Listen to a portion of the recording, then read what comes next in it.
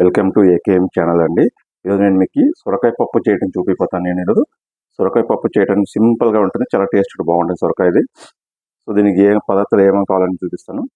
So నేను ఇక్కడ ఒక చిన్న గ్లాస్లో ఒక 100 గ్రామ్స్ అంత పప్పు నేను నీళ్ళగా పెడతాను కాబట్టి మీరు కొంచెం గట్టిగా పట్టుకుంటే ఇంకొంచెం పప్పు ఎక్కువ వేసుకోండి.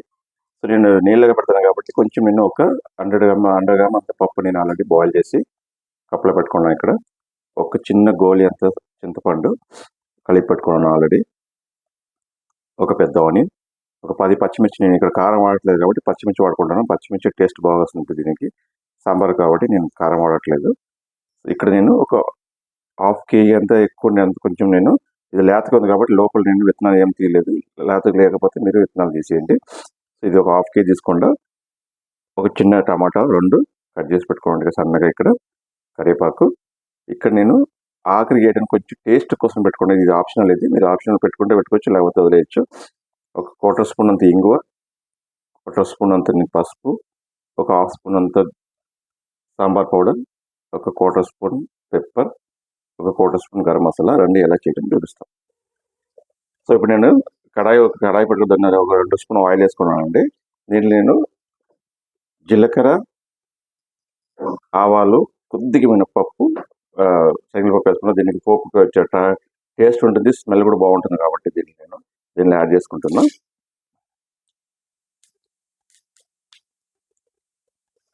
సో దీనిలో ఒక ఎండుమిర్చి ఒక 3 వేసుకుంటున్నా. అట్లా నేను దీన్ని తుంచలేదండి, అట్లా వేసుకుంటున్నాను నేను టేస్ట్కి.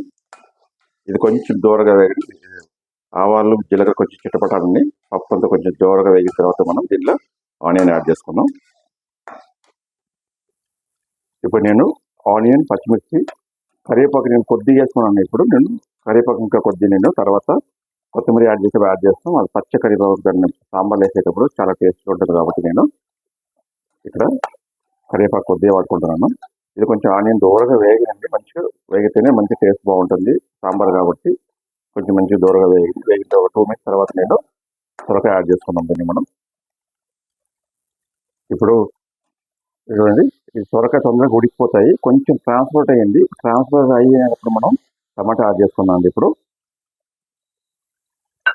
టమాటా మంచిగా మగ్గిని ఒక 2 మినిట్స్. సో ఇప్పుడు టమాటా కూడా కొంచెం మగ్గిందండి, ఇది హాఫ్ మగ్గితే సరిపోతాయి మనకి.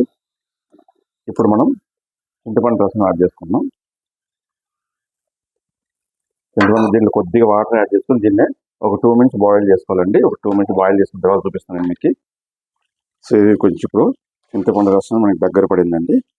సొరకాయ కూడా బాగా ఉడికేసింది ఇప్పుడు మంచిగా. సో ఇప్పుడు మనం ఈ స్టేజ్లో పప్పు యాడ్ చేసుకుందాం. మనం పప్పు యాడ్ చేసామండి. యాడ్ చేసిన తర్వాత ఇప్పుడు మనం పసుపు, ఇంగువ, పెప్పర్, గరం మసాలా ఏముందో దాన్ని ఇప్పుడు ఈ స్టేజ్ యాడ్ చేసుకుందాం. యాడ్ చేసుకుని దీన్ని కొంచెం మిక్స్ చేసుకొని ఒక 2 మినిట్స్ స్టవ్ మీద పెట్టి దించేసుకున్నాం. కరివేపాకు, కొత్తిమీర పెట్టి. సో తర్వాత మీకు కొంచెం 2 మినిట్స్ అయిన తర్వాత నేను చూపిస్తాను మీకు. సో ఇప్పుడు మనకు రెడీ అయిపోయిందండి టేస్టీ సింపుల్ సొరకాయ పప్పు రెడీ అయిపోయింది. ఇప్పుడు మనం కొద్దిగా కరివేపాకు, కొత్తిమీర ఇప్పుడు యాడ్ చేసుకుందాం. కొద్దిగా కరివేపాకు ఇప్పుడు పైన స్టేజ్ కొత్తిమీర యాడ్ చేస్తే టేస్ట్ బాగుంటుందండి, స్మెల్ కూడా బాగుంటుంది. సో రెడీ అయిపోయిందండి టేస్టీ సొరకాయ పప్పు. సో మీరు ఇలాగే ట్రై చేసి టేస్ట్ ఎలా ఉందని కమెంట్ చేయండి. మా ఛానల్ సబ్స్క్రైబ్ చేయండి, లైక్ చేయండి, షేర్ చేయండి. Bye bye.